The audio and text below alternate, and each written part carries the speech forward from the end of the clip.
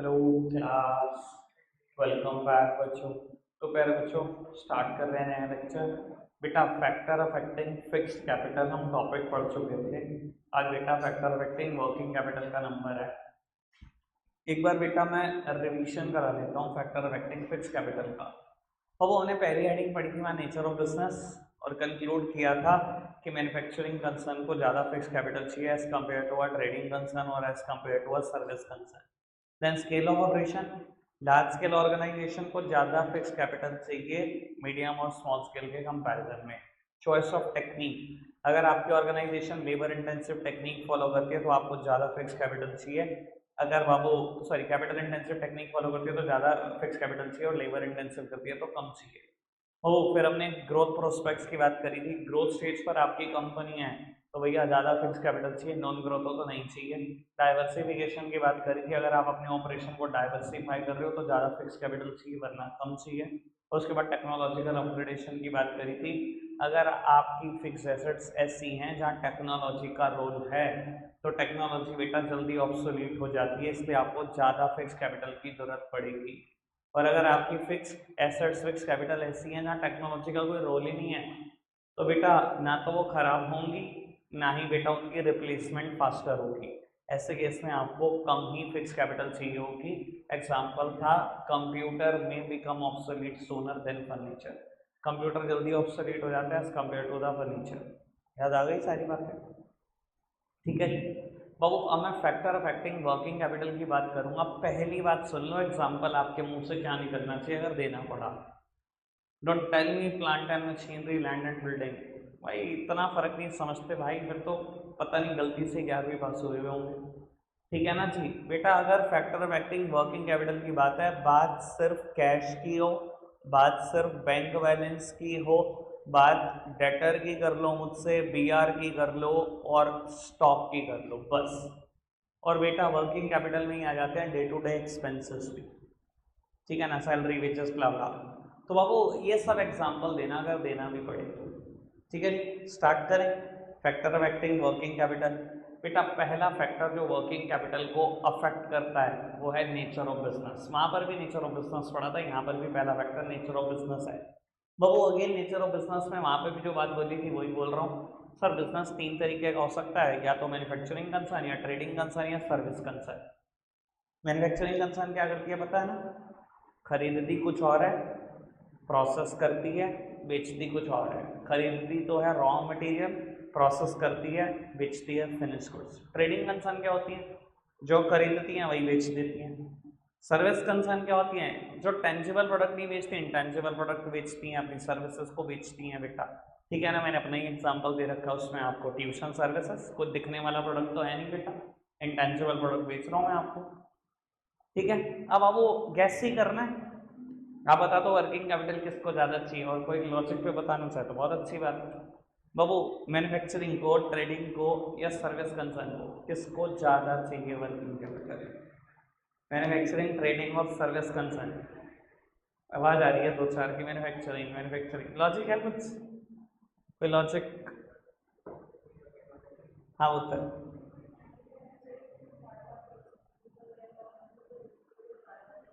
अच्छा ये कैसे कह सकते हैं ज़्यादा प्रोसेसिंग होती है?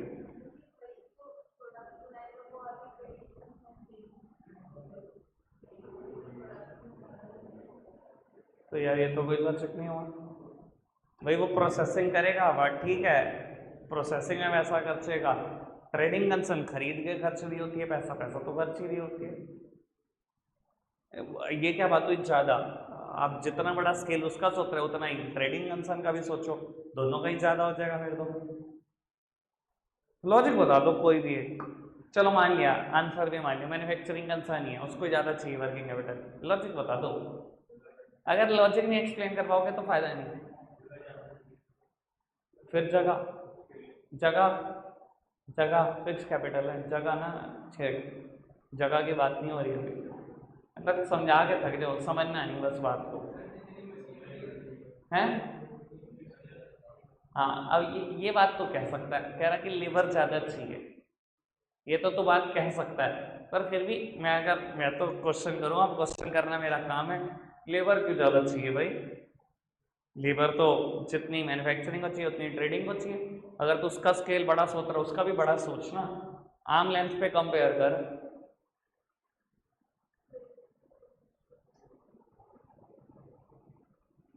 बताओ। चलो मैं अब एक लॉजिक दूंगा और वो पूरी जिंदगी पल्ले बंद जाना चाहिए। जो मुझसे अकाउंट्स पढ़ते हैं बच्चे, वहाँ लॉजिक आ चुका है, बस मुझे सब रिपीट करना होगा। और जो नहीं पढ़ते बेटा, बाबू वो आराम से सुन ले चीज को। बेटा जब ट्रेडिंग कंसर्न की बात होती है ना, ट्रेडिंग कंसर्न का पैसा सिर्फ एक ही तरीके के स्टॉक में ब्लॉक होता है। लेकिन अगर मैं बात करूँ ना मैन्युफैक्चरिंग कंसर्न की, तो जनरली मैन्युफैक्चरिंग कंसर्न 3 तरीके के स्टॉक में पैसा ब्लॉक लगती है। रॉ मटेरियल में भी उसका पैसा फंसा है, WIP में भी फंसा है और फिनिश गुड्स में भी फंसा है। समझाने के लिए बात करते हैं। बाबू मैं एग्जांपल ले रहा हूँ अपनी फेवरेट फर्म का नाम है ब्लैकबेरी। ठीक है, अब ब्लैकबेरी के एंगल से एग्जांपल समझो। ब्लैकबेरी की फैक्ट्री है, दुनिया के किसी भी दिन उस फैक्ट्री को एज्यूम कर लो, मैं वर्चुअली आपको फैक्ट्री दिखाने की कोशिश करता हूँ। बाबू आप ये फैक्ट्री प्रेमाइसेस में एंटर करें, बहुत बड़ी फैक्ट्री, आपने देखा है कोने में ना गोडाउन बना हुआ है। ठीक है जी, आप गए उस गोडाउन में, आपने गोडाउन खोलकर देखा भर भर के फैब्रिक पड़ा हुआ है, भर भर के फैब्रिक, कई कई हजारों लाखों मीटर कपड़ा पड़ा हुआ है बेटा। ठीक है जी, बाबू ये जो स्टॉक है ये स्टॉक ऑफ रॉ मटेरियल है, क्योंकि ब्लैकबेरी क्या करता है बेटा, फैब्रिक ही खरीदता है, कटिंग और स्टिचिंग करता है और बेटा तैयार करके suit shirt pant coat pant ये बेचता है। ठीक है, तो बाबू ये जो फैब्रिक का स्टॉक पड़ा हुआ है ये स्टॉक ऑफ रॉ मटेरियल है, कोई दिक्कत तो नहीं। आपने देखा उसी गोडाउन से एक और गोडाउन भी आपको दिखाई दे रहा है जो फैक्ट्री के दूसरे कोने में।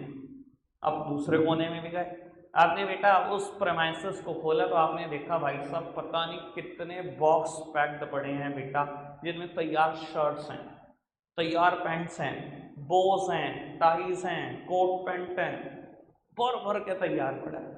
आपके दिमाग में आया भाई ये स्टॉक ऑफ फिनिश गुड्स है।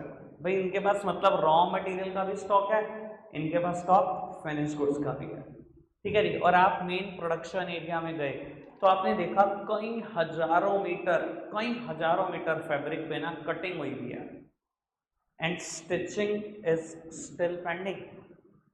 जब कटिंग हो गई है और स्टिचिंग पेंडिंग पड़ी है बाबू, वो जो फैब्रिक है ना वो अपना रॉ मटेरियल का करेक्टर छोड़ चुका है और फिनिश गुड्स वो बना ही नहीं है।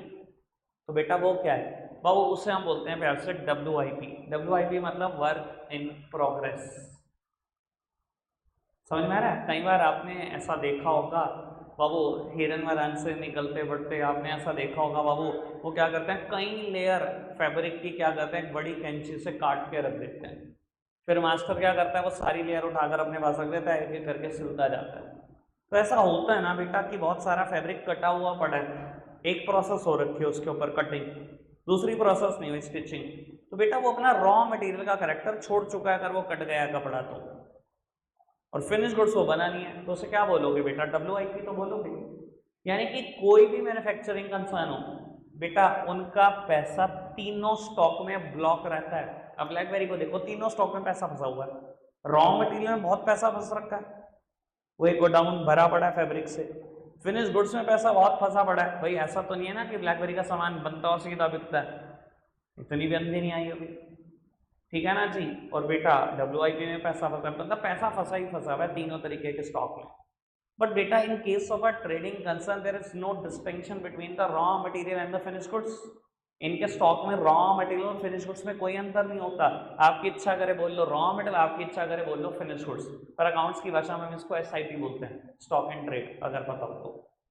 अभी तो BST की बात चल रही है, मैं ऐसे कोई टेक्निकल वर्ड इंट्रोड्यूस करता नहीं। ठीक है जी बाबू, ट्रेडिंग कंसर्न में उसी को रॉ मटेरियल बोलते हैं, उसी को फिनिश गुड्स बोलते हैं, कुछ फर्क तो है नहीं। भाई मान लो मैं स्टूल खरीद के स्टूल ही बेचता हूँ, चाहे आप बोल लो स्टूल मेरे लिए रॉ मटेरियल है, चाहे आप बोल लो स्टूल मेरे लिए फिनिश गुड्स है, मुझे कोई फर्क ही नहीं पड़ता। मेरा पैसा सिर्फ एक तरीके के स्टॉक में ब्लॉक होगा या 3 तरीके के स्टॉक में ब्लॉक होगा। अब मुझे कहने की जरूरत तो है नहीं बेटा कि कहाँ वर्किंग कैपिटल ज़्यादा चाहिए, तो यहाँ भर भर के पैसा चाहिए आपको, क्योंकि तीनों स्टॉक ही खरीदने हैं, मतलब एक खरीदना है, एक ऑटोमेटिकली बन जाएगा और एक इन बिटवीन रहेगा ही रहेगा आपके पास। तो आपका पैसा तीनों तरीके के स्टॉक में ब्लॉक रहता है। यहाँ पर एक तरीके के स्टॉक में ब्लॉक रहता है, देयरफॉर बेटा आपको वर्किंग कैपिटल ज़्यादा चाहिए। अब तो बात समझ में आ ही गई होगी 100%। ठीक है जी। बाबू सेकेंड हेडिंग है स्केल ऑफ ऑपरेशन। वैसे बता देता हूँ, पहली हेडिंग का कंक्लूजन सेम है, मैन्युफैक्चरिंग कंसर्न कोई फिक्स कैपिटल ज़्यादा चाहिए, अभी डिसाइड करा मैन्युफैक्चरिंग कोई वर्किंग कैपिटल भी ज़्यादा चाहिए। ठीक है जी, पहली हेडिंग दोनों जगह पे सेम थी, कंक्लूजन भी सेम है।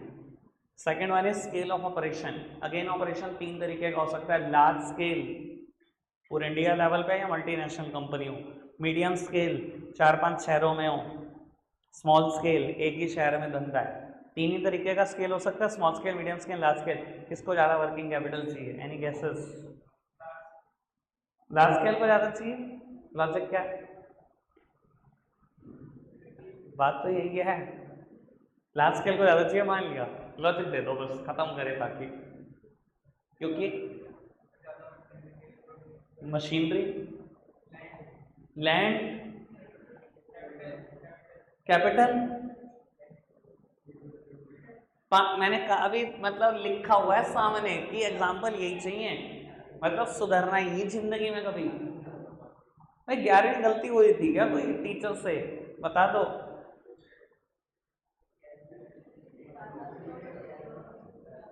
बस उसने लॉजिक दे भी दिया, 1 सेकंड का लॉजिक, एक वर्ड बोला और खत्म हो गई कहानी, क्योंकि उनको ज़्यादा स्टॉक चाहिए। एक बात सोचो बेटा, गली मोहल्ले का ना एक गारमेंट सोचो प्लीज़। मैं एक स्मॉल स्केल और एक लार्ज स्केल को कंपेयर करा रहा हूँ, बल्कि एक को नहीं 2-3 एग्जाम्पल देते हैं, आपको 100% क्लैरिटी आएगी। एक गली मोहल्ले का गारमेंट सोचो जो आपके घर के आसपास है, जिससे आप कपड़े खरीदते हो। ठीक है जी, वो स्मॉल स्केल ऑपरेशन है उसके, एक ही सिटी में सीमित है उसका बिजनेस। और बेटा कंपेयर कर लो विद रिलायंस ट्रेंड्स, एक लार्ज स्केल एंटिटी जिसका नेशन वाइड बिजनेस है। एक बात बताओ, किसी भी दिन इन दोनों का स्टॉक बराबर हो सकता है? किसी भी दिन? क्या बात कर रहे हो यार, बराबर होगा? सर रिलायंस ट्रेंड्स के पास पूरे इंडिया में जो स्टॉक होगा वो कंपेयर कर सकती है आपकी एक स्मॉल स्केल एंटिटी। तो मुझे बताने की क्या जरूरत है कि लार्ज स्केल को बेटा स्टॉक में बहुत पैसे लगाने पड़ते हैं। जितना बड़ा स्केल उतनी ज्यादा वर्किंग कैपिटल ब्लॉक्ड, और जितना छोटा स्केल उतने ही कम पैसे फंसे हुए हैं वर्किंग कैपिटल में। सेम बात गली मोहल्ले की बेटा, कोई भी कन्फेक्शनरी शॉप, प्रोविजन स्टोर सोच लो, यहाँ से आप दालें खरीदते हो या कन्फेक्शनरी का सामान खरीदते हो, और कंपेयर कर लो इसी डे से, किसी भी दिन दोनों का स्टॉक बराबर हो सकता है। क्या मजाक कर रहे हो सकता है क्या? तो अब जितना बड़ा स्केल है उतना स्टॉक रखना पड़ेगा, उतनी वर्किंग कैपिटल ब्लॉक होगी, उतनी ज्यादा डे टू डे एक्सपेंसेस भी होंगे आपके पास जो स्टाफ है और जो स्मॉल स्केल के पास स्टाफ है बराबर होगा? जिस गारमेंट्स की दुकान पे मैं जा रहा हूँ या कन्फेक्शनरी शॉप पे जा रहा हूँ, कितना स्टाफ रख के बैठा होगा? 2, 3, 4। इजी डे और रिलायंस ट्रेंड के साथ कंपैरिजन कर रहे हो, उनके पास कितना स्टाफ है? उनके पास एक स्टोर में 25-30 है भाई, उनके ऑल ओवर इंडिया 200 स्टोर है। क्या कंपैरिजन है दोनों का खर्चों का? कोई मुकाबला है दोनों के खर्चों का? सैलरी का, इलेक्ट्रिसिटी बिल का, कोई मुकाबला ही नहीं है बेटा। तो जितना बड़ा स्केल उतनी ज्यादा डे टू डे एक्सपेंसेस, उतना ज्यादा वर्किंग कैपिटल मतलब स्टॉक में पैसा ब्लॉक। इसलिए बेटा आपकी वर्किंग कैपिटल रिक्वायरमेंट भी ज़्यादा होती है। दूसरी हेडिंग दोनों जगह पर सेम थी, स्केल ऑफ ऑपरेशन, कंक्लूजन भी सेम है। लार्ज स्केल को ही फिक्स कैपिटल ज़्यादा चाहिए, लार्ज स्केल को ही वर्किंग कैपिटल भी ज़्यादा चाहिए। ठीक है बाबू, थर्ड और फोर्थ हेडिंग साथ साथ होगी। Third heading is business cycle and fourth heading is seasonal factor. बाबू जब आप हेडिंग लिखोगे ना बिजनेस साइकिल, तो बेटा आप डिस्कशन करोगे दो चीज़ों का, बूम पीरियड एंड रिसेशन। और बेटा जब हम बात करेंगे सीजनल फैक्टर की, तो बेटा हम बात करेंगे दो चीज़ों की, इसमें भी peak season and lean season. बेटा इन दोनों का लॉजिक बिल्कुल सेम है और इन दोनों का लॉजिक बिल्कुल सेम है। दैट्स वाई बेटा मैंने ये हेडिंग इंट्रोड्यूस की थी, ताकि आपको एक पढ़ा दूँ तो दोनों क्लियर हो जाए आपको हेडिंग। वो कोई भी बिजनेस है जब बेटा अपने पीक सीजन पर होता है तो उसकी वर्किंग कैपिटल रिक्वायरमेंट ज़्यादा होती है। यानी कि जब भी बूम पीरियड पर होता है हमेशा वर्किंग कैपिटल रिक्वायरमेंट ज़्यादा होती है। जैसे जैसे मंदी की तरफ जाता है, जैसे जैसे लीन सीजन की तरफ जाता है, उसकी वर्किंग कैपिटल रिक्वायरमेंट गिरनी शुरू हो जाती है। समझाने के लिए example, Babu AC peak season is summer and lean season is winters. अब एक बात समझो, अभी फरवरी आ गई है मान लो, और पीक सीजन आने वाला है। जितने भी आप इलेक्ट्रॉनिक्स के शोरूम देखोगे ना, उठा उठा के जितना आइडल कैश, इनके पास स्पेयर कैश है, सब फंसाते जाएंगे, एसी बाय करते जाएंगे। शोरूम के अंदर ही लगाकर बैठेंगे 50 एसी, और गोडाउन में रखे होंगे बेटा 200-250 एसी। सारा पैसा फंसाया होगा, सारा का सारा पैसा, सारी वर्किंग कैपिटल फंस रखी है भाई साहब स्टॉक के अंदर, है ना। बबू क्या करते जाएंगे, बेचते जाएंगे, खरीदते जाएंगे, बेचते जाएंगे, खरीदते जाएंगे। लेकिन जैसे जैसे सीजन जुलाई अगस्त पार करने लगेगा, क्या होगा, अब स्टॉक बेचेंगे तो खरीदेंगे कुछ नहीं, एसी बिकेगा ना, अब उसके बदले में नया नहीं आएगा, अब कैश करते जाएंगे अपने पैसे का, यही करेंगे ना। क्योंकि उनको पता है वो ऑफ सीजन की तरफ जा रहे हैं, वो लीन सीजन की तरफ जा रहे हैं, वो मंदी के दौर में रिसेशन की तरफ जा रहे हैं। अब एसी नहीं खरीदना किसी ने, अब एसी बस वही खरीदेंगे जिनके घर में शादी है, जिन्होंने डॉरी में देना है, और कोई नहीं खरीदने वाला। कोई अपने पैसे खरीद के दिसंबर में एसी नहीं लगवाता अपने पैसों से, ठीक है ना। शादी में आए हुए, दहेज में आए हुए एसी सारे लगवा लेते हैं दिसंबर में, ठीक है ना। पैसे खर्च करके कोई नहीं लगाता। लेकिन मानते हो ना बेटा इस बात को, लीन सीजन की तरफ बढ़ रहे हैं आगे। तो बाबू बात तो बिल्कुल मैंने क्लियर कर दी कि अगर पीक सीजन है तो आप वर्किंग कैपिटल रिक्वायरमेंट आपकी ऑटोमेटिकली ज़्यादा होती है। आप स्टॉक में ज़्यादा पैसा लगाना चाहते हो, आपको लगता है कमाई का मौका भी कमा लो, लेकिन जैसे जैसे लीन सीजन की तरफ बढ़ते हो वर्किंग कैपिटल रिक्वायरमेंट आपकी ऑटोमेटिकली कम हो जाती है। आप चाहते हो दुकान बस शोरूम पे 20 एसी पड़े हो, मैंने क्या करना, पीछे कोई स्टॉक नहीं होना चाहिए, सब बिक जाए बस मेरा, यही चाहते हैं सारे। क्यों लगा के रखे अननेसेसरी पैसा, क्यों ब्लॉक करें बेटा एसी में पैसा जब उसका लीन सीजन है तो। क्लियर है बेटा बात, कोई दिक्कत कोई परेशानी तो नहीं, पक्का से बात क्लियर, दोनों हेडिंग सेम लॉजिक है, कुछ है ही नहीं नया।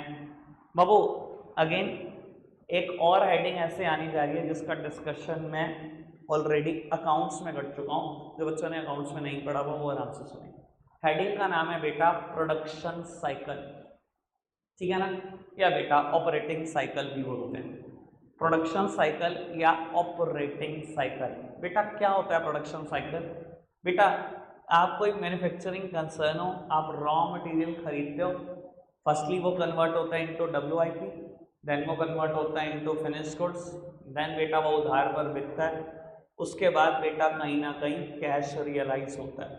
इस पूरे साइकिल को ऑपरेटिंग साइकिल बोलते हैं, ठीक है जी। आप फैब्रिक खरीद कर आए, कटिंग हुई, WIP में कन्वर्ट हुआ, कुछ दिन WIP में ही पड़ा रहा, उसके बाद बेटा स्टिचिंग हुई, फिनिश गुड्स में कन्वर्ट हुआ, उसके बाद दुकान पे कई दिनों पड़ा रहा, उसके बाद बेटा उधार पर बिका, 2-2.5 महीने के उधार पर बिका रहा, उसके बाद कहीं जाकर कैश आया।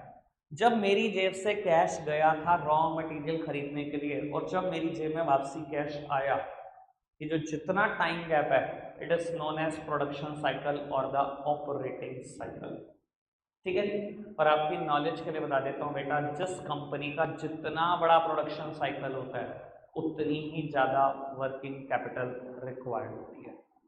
जितना बड़ा प्रोडक्शन साइकिल उतनी ज़्यादा वर्किंग कैपिटल। ऐसा क्यों, समझाता हूँ। वो मान लो यही एग्जाम्पल है जो मैं दे रहा हूँ, ठीक है जी। आप क्या करते हो, हिरन मरान की एक कंपनी हूँ जो क्या करती है बेटा, फैब्रिक खरीदती है, कटिंग स्टिचिंग करके लोअर बनाकर बेचती है, ठीक है जी।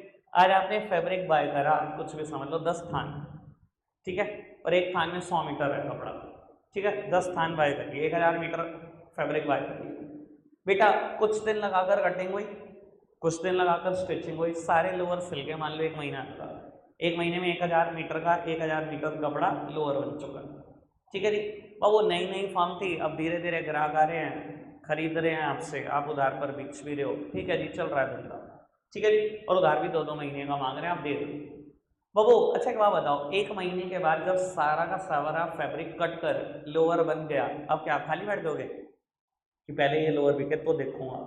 ऐसे होता है बिजनेस। क्या करोगे, फिर जेब से पैसा डालोगे, फिर 1000 मीटर कपड़ा उठाओगे, ठीक है, फिर कटिंग होगी, फिर स्टिचिंग होगी, फिर दुकान पे सज जाएगा, फिर वो बिकता रहेगा धीरे धीरे उधार पर। चलो 2 महीने हो गए, अभी भी पहला कैश नहीं आया, अब क्या करोगे, खाली कर दोगे? फिर पैसा डलेगा, फिर रॉ मटेरियल आएगा, फिर कटिंग, फिर स्टिचिंग, फिर वो लोअर बन जाएंगे, फिर सज जाएंगे दुकान पे। 3 महीने हो गए, 3 महीने के बाद ना जो पहले फैब्रिक बेचा था उसका पैसा आ गया। कई बार आपने लोगों को ऐसा सुना होगा कि हाँ भाई अब पहला पहला पैसा आ गया, बस अब नहीं मैंने और पैसा लगाना धंधे में, अब तो मैं टर्नओवर घुमाऊंगा। ऐसा लोग बोलते हैं बिजनेस में कि बहुत पैसा लगा दिया भाई धंधे में, अब नहीं लगाना, 3 महीने तक मैंने जेब से पैसा लगाया, अब नहीं और पैसा लगाऊंगा, अब तो मैं टर्नओवर ही घुमाऊंगा, बस अब तो यही पैसा घूमेगा बस बार बार। क्यों? अब ये जो पहला कैश आया इससे फैब्रिक आएगा, कटिंग स्टिचिंग होगी, लोअर बनेगा, इतने में दूसरा पैसा आ जाएगा, दूसरा आएगा, कटिंग स्टिचिंग होगी, इतने में तीसरा आ जाएगा, बस ये कहानी अब चलती रहेगी चलती रहेगी। यही साइकिल है, यही प्रोडक्शन साइकिल है। अब वो आपका अगर प्रोडक्शन साइकिल 3 महीने का था तो जेब से पैसा कितने महीने लगाया आपने? 3 महीने। पर बाबू कुछ कंपनी ऐसे भी तो हो सकती है जिनका प्रोडक्शन साइकिल बहुत बड़ा हो। मैंने एग्जांपल दिया था अकाउंट्स में, लिकर कंपनीज जो शराब बनाती हैं कंपनियां, उनका प्रोडक्शन साइकिल बहुत बड़ा होता है, 2-2 साल बड़ा। वो क्या करती हैं? रॉ मटेरियल खरीदती हैं, उसको सड़ने के लिए छोड़ देती हैं। रॉ मटेरियल कई टाइम तक, साल साल 1.5 साल तक सड़ता है, फिर उससे लिकर बनती है, फिर उधार पर, फिर कहीं कैश रियलाइज होगा। अब खुद सोचने की बात है, एक बंदा कहता है मैंने लिकर कंपनी बनानी है, 1 लाख रुपए लेके आए, पहले दिन 1 लाख का रॉ मटेरियल बाय करके सड़ने के लिए छोड़ दिया, फिर 1.5 साल के बाद देखेंगे इसको, तो क्या खाली बैठोगे 1.5 साल तक? ऐसे करोगे धंधा? फिर क्या करोगे? दूसरे दिन फिर रॉ मटेरियल बाय करोगे, फिर सड़ने के लिए छोड़ोगे, तीसरे दिन फिर बाय करोगे, फिर सड़ने के लिए छोड़ोगे, 1.5 साल। आपका प्रोडक्शन साइकिल बहुत बड़ा है, तो ध्यान रखना 1.5 साल तक पैसे जेब से लगते ही जाएंगे, लगते ही जाएंगे, कोई नहीं रोक सकता। अब 1.5 साल के बाद जब पहला कैश आएगा फिर आप सोचोगे कि बस अब नहीं लगाना और पैसा, अब क्या करूंगा? अब टर्नओवर घुमाऊंगा। अब पहला कैश आ गया, उससे रॉ मटेरियल बाय करो, उसको सड़ने के लिए छोड़ो, इतने में दूसरा कैश आएगा, इतने में तीसरा कैश आएगा, और ये कहानी चलेगी। यानी कि जिस कंपनी का प्रोडक्शन साइकिल जितना बड़ा होता है उतनी ज़्यादा वर्किंग कैपिटल रिक्वायर्ड होती है। आपका प्रोडक्शन साइकिल 1 महीने का है तो 1 महीने तक जेब से पैसे लगेंगे, आपका प्रोडक्शन साइकिल 3 महीने का तो 3 महीने तक जेब से पैसे लगेंगे, आपका प्रोडक्शन साइकिल 6 महीने का तो 6 महीने जेब से पैसे लगेंगे, और है ही साल 1.5 साल 2 साल का तो उतने ही टाइम तक जेब से पैसे लगते जाएंगे। समझ में आ गई बात? पक्का से 5 हेडिंग डन है बाबू। तीसरी हेडिंग जो सेम आ रही है फिक्स कैपिटल और वर्किंग कैपिटल की, यानी कि अब आज के 6th हेडिंग ग्रोथ प्रोस्पेक्ट्स, वहाँ पर भी आई थी हेडिंग। मैं एग्जांपल भी बता देता हूँ, तो मैंने क्या एग्जांपल दिया था, पहले वहाँ का एग्जांपल याद कराता हूँ फिर यहाँ का। बाबू आप एक कंपनी हो जिसका फर्स्ट ईयर ऑफ ऑपरेशन है, ईयर 1 है, पहला ही ईयर है, आपने 5 मशीन बाय करी, एक मशीन 20,000 पेयर ऑफ सॉक्स बना सकती है। याद आ रहा है एग्जाम्पल बाबू? यानी कि 1 लाख पेयर सॉक्स के बना सकती है मशीन, लेकिन पहले साल ऑर्डर आया 95,000 पेयर का। आपने आराम से बनाई होगी और बेची होगी, आराम से बनाई होगी और बेची होगी, और मार्केट सर्वे कहता है कि आपका ऑर्डर डबल हो जाएगा, तो आप क्या करोगे? इस एक्सपेक्टेशन में, इस एंटीसिपेटेड डिमांड के बेसिस पर, इस एक्सपेक्टेड डिमांड के बेसिस पर 5 मशीनरियां और बाय कर लेती थी ना बेटा कंपनीज, कि मेरे पास ऑर्डर आ सकता है तो मैं पहले ही रेडी रहूँ, 5 मशीनरी बाय कर ली थी ना, तो वो ग्रोथ कंपनियां फिक्स कैपिटल में ज़्यादा पैसा ब्लॉक करती हैं as compare to non growth company. याद आई मेरी बात? ये फिक्स कैपिटल की बात थी। अब समझदार हो तो वर्किंग कैपिटल की बात समझाने मुझे 1 सेकेंड चाहिए। बाबू अगर आपका मार्केट सर्वे ये बोलता है कि आपका आने वाला ऑर्डर डबल हो जाएगा, आपको नहीं लगता इस बार जो सॉक्स के लिए मैं थ्रेड खरीदूंगा, जो स्टॉक खरीदूंगा, जो फैब्रिक खरीदूंगा, मैं यान खरीदूंगा ना, थ्रेड खरीदूंगा, थ्रेड से तो सॉक्स बनती है, आपको नहीं लगता वो भी डबल की खरीदूंगा? अगर मैं डबल की खरीदूंगा तो दिखाई दे रहा है कि ग्रोथ कंपनियां वर्किंग कैपिटल में भी पैसा बहुत इन्वेस्ट करती हैं, खाली फिक्स कैपिटल में नहीं। अच्छा अगर मैं कहूँ नॉन ग्रोथ कंपनी हो तो कि आपका ये 10th ईयर ऑफ ऑपरेशन है और आपको एक्सपेक्टेशन अगले साल से भी कुछ खास नहीं, आपको लगता है अगले साल 96,000 पेयर के ऑर्डर आएंगे, फिर तो उतना ही पैसा ब्लॉक करोगे वर्किंग कैपिटल में। क्या कोई नई मशीनरी खरीदोगे? मशीनरी भी नहीं खरीदोगे। तो अब ग्रोइंग स्टेज पर ऑपरेट करने वाली कंपनी, ग्रोथ कंपनी जिसमें अभी ग्रोथ की अपॉर्चुनिटी है, वो फिक्स कैपिटल में भी ज़्यादा पैसा ब्लॉक करती हैं और वर्किंग कैपिटल में भी ज़्यादा ब्लॉक करती है। और बेटा नॉन ग्रोथ कंपनीज ना तो फिक्स कैपिटल में पैसा ब्लॉक करती, ना ही वर्किंग कैपिटल में पैसा ब्लॉक करती। यानी कि 3 हेडिंग वहाँ से यहाँ तक सिमिलर हैं और तीनों का कंक्लूजन भी सेम है। ये मैंने जानबूझ के लिखी हुई हैं, ठीक है ना, कि माड़ा वक्त आ जाए तो ये तो आती हो कम से कम लिखनी। ठीक है, रखते हैं आज के लिए इतना ही है प्यारे बच्चों, बाय बाय।